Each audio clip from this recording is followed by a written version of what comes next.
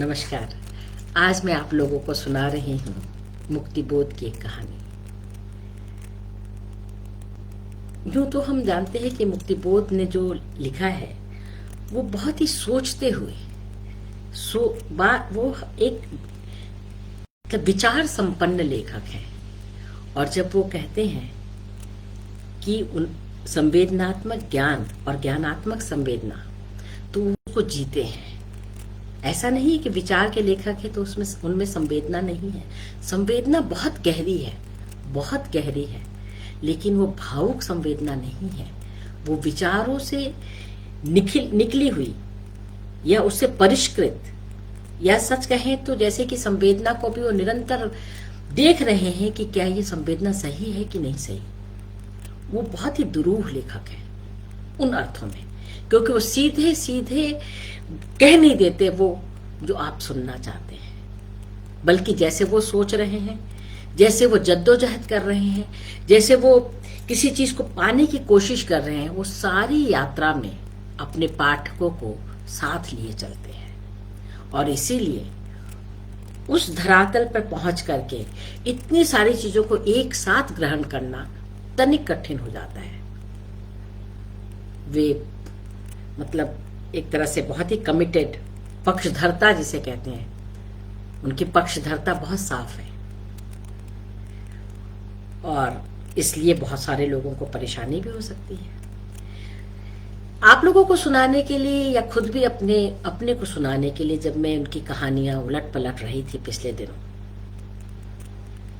तो सच कहूं मुझे लगा कि गरीबी का रंग बदल गया है। जिस तरह की गरीबी या जिस तरह की विपन्नता या जिस तरह की चीजें उनके समय में थी, वैसी गरीबी अब नहीं है। सौभाग्य से उतनी क्रूर गरीबी नहीं है, लेकिन संवेदना का अभाव हो गया है। उनका समय इतना संवेदना शून्य समय नहीं था। उनका समय क्रूर था, लेकिन वह क्रूरता जैसे कि कण कण में व्याप गई हो, जैसे इन दिनों व्यापी हुई है, वैसी क्रूरता का समय नहीं था। अलग सा समय था। उसके बावजूद वो चूंकि बहुत संवेदनशील थे, बहुत गहरे लेखक थे, इसीलिए अपने पाठकों को लगातार झकझोरते चलते हैं। मैंने ये तय किया है दोस्तों कि मैं अगले कुछ सप्ताह मुक्तिबोध की ही कहानियां पढ़ूंगी। उनकी कहानियां जिस तरह से खुलती हैं, उसके लिए तैयारी की जरूरत है। आज जो मैंने उनकी कहानी चुनी है वो बहुत ही एक कोमल और बहुत मार्मिक कहानी है, आंसू ला देने वाली कहानी, लेकिन उसको भी सुनने के लिए मुझे कई बार उसे देखना पड़ा, उसके बीच से गुजरना पड़ा। ऐसा लगा कि मैं एक अंधेरे में चलती ट्रेन में बैठ गई हूँ, जिसके कोई भी डब्बा रोशन नहीं है। कहीं कहीं से कोई तारे टिमटिमा रहे हैं, बीच बीच में चांद तो दिख ही नहीं रहा। और जब कभी चांद दिखता है तो उस चांद के जरा से आलोक में मुझे कुछ आंसू दिखाई पड़ते हैं, कुछ पश्चाताप दिखाई पड़ते हैं। और ये पश्चाताप लगभग हर प्राणी के जीवन में आता ही है। देखना यह है कि वो उसको याद रख पाता है, या जब वो पश्चाताप होता है तो क्या उसके पास समय बचा है कि कुछ कर सके, क्या अवसर बचे हैं कुछ कर सके। खलील काका की कहानी यही कहानी है। छोटी सी कहानी है, बहुत छोटी सी। खलील काका, ये मुक्तिबोध रचनावली जो नेमी चंद्र जैन जी ने तैयार की थी, राजकमल प्रकाशन से छपी है, उसकी वो पहली ही कहानी है, तीसरे खंड की पहली ही कहानी है। और मैं इससे पहले मुक्तिबोध के हस्ताक्षर में दिखाना चाहूंगी आप लोगों को। आप लोगों ने उसे देखा होगा, लेकिन फिर भी मुझे मजा आता है इन सब चीजों में। हाँ, ये है मुक्तिबोध के हस्ताक्षर, और यह है उनकी जो जिससे काट काट के लिखा करते थे, वो जिस तरह से लिखा करते थे। उनकी लिखाई साफ, लेकिन कितनी बेचैन करने वाली लिखाई। और चेहरा देखिए कितना, थोड़े से अंधकार थोड़े से प्रकाश में जो चेहरा है, कैसा करुण चेहरा है, कितनी मुस्कान भी कितनी करुण है, कितनी गहरी। और ये है पहली कहानी खलील का। और ये कहानी उन्होंने लिखी थी 1936, 5/10/1936 को। तो मैं पढ़ती हूँ ये कहानी और देखिए कैसी कैसी गजब कहानी। वैसे आप लोगों ने पढ़ी होगी, आप में से बहुतों ने पढ़ी होगी, फिर भी एक बारी इसे आपकी कथा नटी सुमन केशरी पढ़ रही है। खलील काका को याद आई अपने लड़के रसूल की मृत्यु नहीं, मृत्यु की याद नहीं कि उनका लड़का मर गया है, केशव के बचपन की। कैसा कैसा खेल किया था, मारे मस्ती के घर, ऐसा लगता था जैसे चहक रहा हो घर।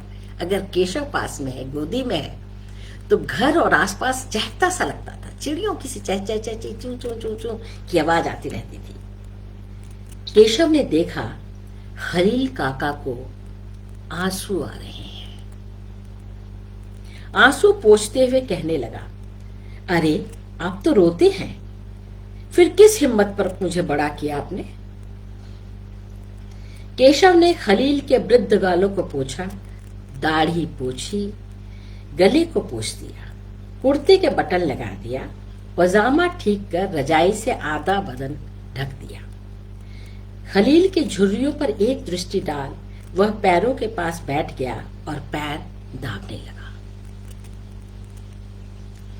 इस मिट्टी के सूने घर में, मिट्टी के सूने घर में, इस मिट्टी के सूने घर में जहां हवा आने के लिए कुछ भी जगह न थी, वह दिया कोने वाले छोटे आले को काला करता हुआ रोगी की तरह घंटे तय कर रहा था। ध्यान दीजिएगा एक एक शब्द, रोगी की तरह घंटे तय कर रहा था। दिया कि किसी अदृश्य शक्ति ने उसे बुझा दिया। केशव ने अपना काम नहीं छोड़ा, दिया लगाने नहीं उठा। खलील देखने लगा इस अंधकार में एक एक चित्र, भुलाई हुई बातें। यह अंधकार उन चित्रों पर बड़े पर्दों को उठाने वाला बना। उसकी विचारधाराएं एकाएक जाग उठी। उस जमाने में, उस दिन, उस समय जब वे बाहर गए थे, खलील केशव को लिए बैठा था। वहां उस वृक्ष के नीचे जरूर जरूर वह रसूल लाल तुर्की टोपी पहने था जो उसके मामू ने दी थी, हरी जैकेट जिसकी सीप की 2 घुंडियां बदमाश ने तोड़ डाली थी, इसी पर खलील ने उसे चाटा मार दिया था। जरूर जरूर। तब नीले आसमान में काले बादलों के छितरे किनारे डूबते सूर्य की किरणें पड़ने से लाल झालर से दिखाई दिए थे। चाटा मारा उस समय, जरूर जरूर। तब नीले आसमान में काले बादलों के छितरे किनारे डूबते सूर्य की किरणें पड़ने से लाल झालर से दिखाई दिए थे। रसूल चाटे से उभरा लाल मुंह किए जैकेट की जेब में से कांच की अंटियां निकाल कर गिरने लगा। खलील ने छोटे से केसू से पूछा, आज सूरज पश्चिम से निकलेगा? केसू के प्यारे होठों ने जवाब दिया और अपने कोमल हाथ खलील की दाढ़ी में उलझा दिए। खलील हंसने लगा। उसने रसूल से पूछा, आफताब पश्चिम से निकलेगा? रसूल ने तमक कर जवाब दिया, नहीं, तुम झूठ बोलते हो। बदमाश, खलील ने डांटना चाहा। रसूल रोने लगा, फूट फूट कर। वह खलील के तमाचा जड़ने के बाद नहीं रोया था, लेकिन यह कहते ही बदमाश रोने लगा। हमारा खलील, हमारा रसूल। केशव को कमरे में बहुत गर्मी लगने लगी। वह बाहर निकल आया और काले आकाश में चमचमाते तारों को देखने लगा। फिर मानो वे अरुचिकर प्रतीत हुए। दूर झाड़ियों के झुंडों के तले साकार अंधकार को देखने लगा, जैसे उससे वह कुछ प्रश्न पूछना चाहता। वह खलील काका के पास आया है उसके बुढ़ापे में। वह तरुण है, कमाता है, खाता है। बाप के मरने पर खलील ने उसे संभाला, पाला पोसा, बड़ा किया। खलील बीमार है और केशव उसकी पूरी सेवा कर रहा है। केशव सोचता है, बड़ा अच्छा हो खलील काका जल्दी अच्छे हो जाए। बहू कितनी याद कर रही थी। केशव अंदर आया, दिया जला दिया और फिर पैर दाबने बैठ गया। रसूल भी कैसा बदमाश है, रोने लग गया। नहीं तो केसू तो कभी नहीं रोता था। खलील काका ने आंसू की बाढ़ रोकने का प्रयत्न किया, अपनी अक्षम पलकों से सिर हिला दिया जिससे आंसू इधर उधर बिखर गए, तरुण केशव को नहीं दिखे। खलील प्यार करता है केशव को रसूल से ज्यादा, इसलिए कि उसके माता पिता नहीं है, अनाथ है, बच्चा है, कोमल है। जी हाँ, रसूल को पिता है, वह बड़ा है, 5 साल का है। हमारा रसूल 5 साल का है। खलील रसूल को डांटेगा, प्यार नहीं करेगा। आज रात को खलील के इन आंसुओं ने उसकी अंतर्धारा का परिचय करा दिया कि वह किसके लिए बह रही है, किसके आंसू। पर खलील उस समय रसूल की इस आवश्यकता को जान ही ना सका। रसूल रोता है, रोया करता है, इसलिए तो उसकी मां उसे छोड़कर भाग गई हमेशा के लिए। खैर, केशव अच्छा है, रसूल बुरा है, बहुत ही बुरा। पर ए खलील, तुझको उसकी क्या चिंता, इसलिए कि उसने तुझे जन्म भर छला है। रसूल जब अपनी फूटी स्लेट बगल में दबाए मदरसे से लौट रहा था और विचार कर रहा था कि अब तो वह खलील काका की गोदी में सोएगा और जरूर सोएगा। केसू रोज सोता है, उसे सोने नहीं देता। आज वह सोएगा और जरूर सोएगा, नहीं तो केसू को बहुत पीटेगा। दोपहरिया के घाम से आ रहे रसूल के हाथ पांव खलील की गोदी में सोने को उसी तरह फुला उठे जिस तरह कोई रोगी कई दिनों के से अनशन करने के कारण खाने की वस्तुएं देखकर अकुला जाता है। घर जाकर देखा तो खलील काका 2 पैसे की शक्कर लाने रामू दुकानदार के पास चले गए हैं। घर पर नहीं है। केशु उनके बिछौने पर मस्ती कर रहा है। रसूल ने केशव का हाथ पकड़कर उसे अलग बिठा दिया, बिस्तर को ठीक कर दिया जो कि केशु के मस्ती की वजह से अस्त व्यस्त हो गया था। औंधा लेट गया एक कराह लेकर। 5 साल का बच्चा कराह इस तरह से रहा है जैसे 50 साल का।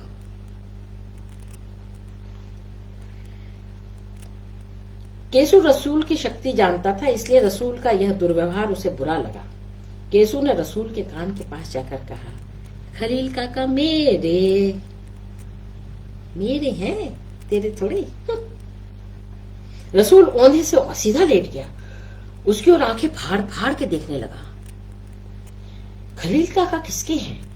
इस प्रश्न पर उसने कभी विचार ही नहीं किया था। उसका संयमी, विचार व्यथित, सहनशील व्यक्तित्व इस बात पर एकदम चमत्कृत हो गया।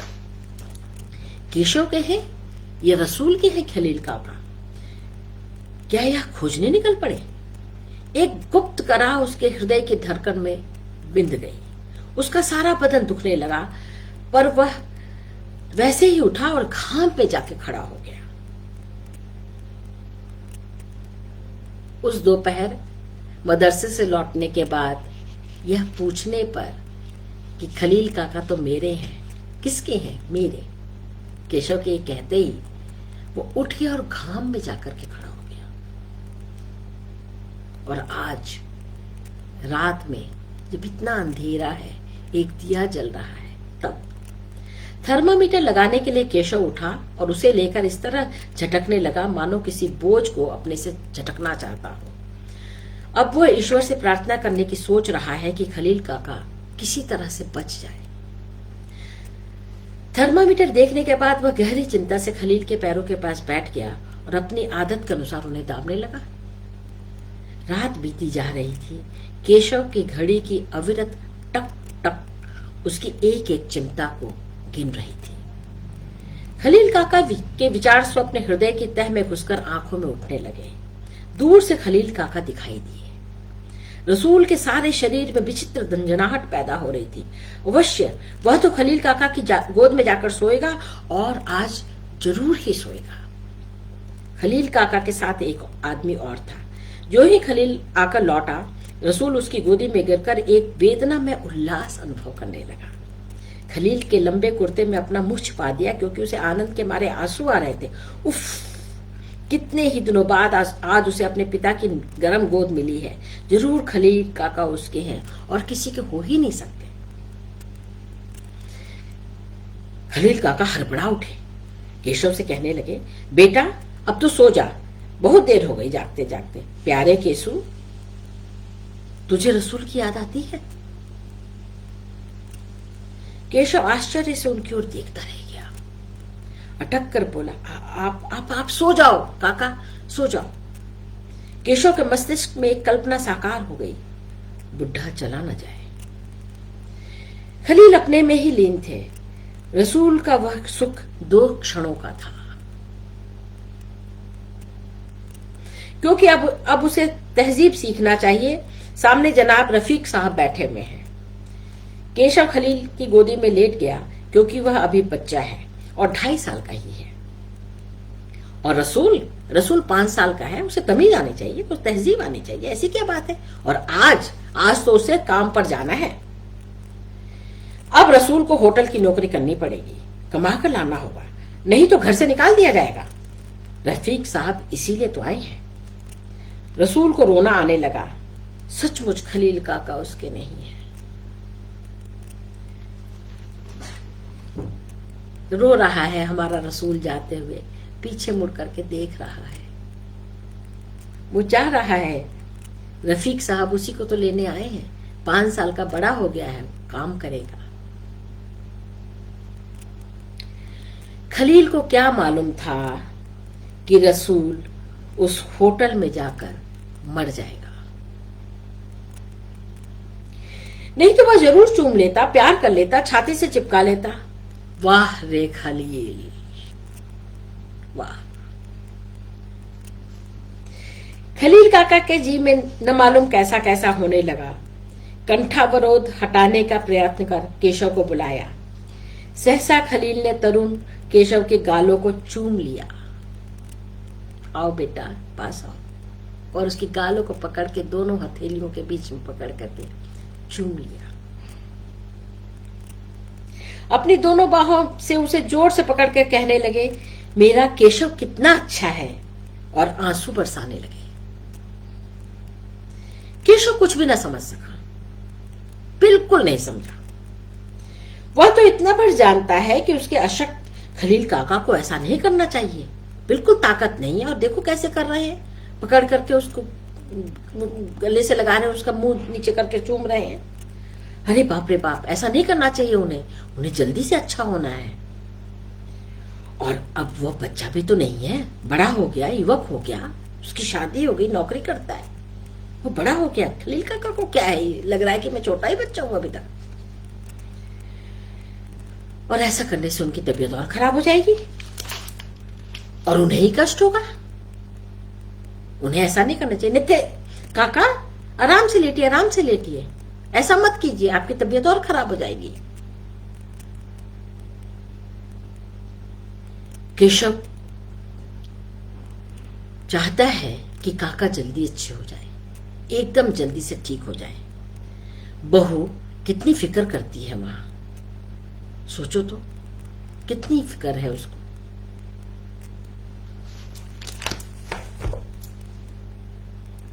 यह थी कहानी खलील काका। इस कहानी में जो हम बार बार आ जा रहे थे, वर्तमान में से अतीत और अतीत से वर्तमान में, रसूल को देख रहे थे, खलील काका और केशव को चूम रहे थे। बड़ी मार्मिक 1936 में बहुत कम उम्र में यह कहानी लिखी गई थी। 5/10/1936 इसका रचना काल है। एक दृश्य के सामने थे हम लोग, एक संवेदना और भावनाओं के जैसे एक नदी में तैर रहे थे हम लोग।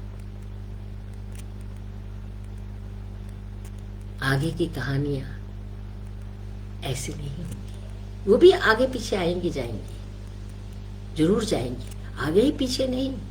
वो तो एक देश से दूसरे देश, दूसरे देश से तीसरे देश में भी जाएंगी। क्योंकि मेरा मन तो ये था कि आज मैं आप लोगों को प्लॉट इटरली सुनाऊं, जिसमें कि आप यहाँ भी होते, अमेरिका भी जाते, इंग्लैंड भी जाते, जापान भी जाते, जाने कहाँ कहाँ चले जाते, बुद्धिजीवी के मन में भी जाते और पागल के मन में भी। मुक्तिबोध एक बहुत ही सघन संवेदना के लेखक हैं। उनको पढ़ने के लिए तैयारी की जरूरत होती है। चलिए अगले कुछ सप्ताह, आज से जो उनके जन्मदिन पर उनको प्रणाम करना चाहिए, मैं प्रणाम करती हूँ। क्योंकि अपने जिस परंपरा में मैं अपने को देखती हूँ, मैं अपने स्वयं को मुक्ति बोध की ही परंपरा में देखती हूँ। संवेदनात्मक ज्ञान और ज्ञानात्मक संवेदना। ज्ञान के बिना संवेदना अधूरी है और संवेदना के बिना ज्ञान बिल्कुल फीका, उसका कोई मोल नहीं। और इसी परंपरा की मैं अपने आप को लेखक और कवि कहती हूँ। तो आज आपने सुना कथा नटी सुमन केशरी से खलील काका मुक्तिबोध की कहानी उनके जन्मदिन पर, और अगले सप्ताह हम उनकी कुछ और कहानियां भी सुनेंगे। एक और सूचना आप लोगों के लिए कि 15 को जयशंकर प्रसाद का जन्मदिन है और उस दिन एक स्पेशल कहानी पाठ में करूंगी और उस दिन मैं जयशंकर प्रसाद की कहानी सुनाऊंगी आप लोगों को। मैं इंतजार करूंगी आपका। मुझे पूरा यकीन है कि आप आएंगे और जयशंकर प्रसाद की भी कहानी सुनेंगे। आज की कहानी आपको कैसी लगी और कौन कौन सी कहानी आप सुनना चाहते हैं मुक्तिबोध की, ये बताइए। और कहूँ एक प्रसंग, जो मेरा चैनल है उसे सब्सक्राइब करना ना भूलिए। कथा नटी सुमन केशरी।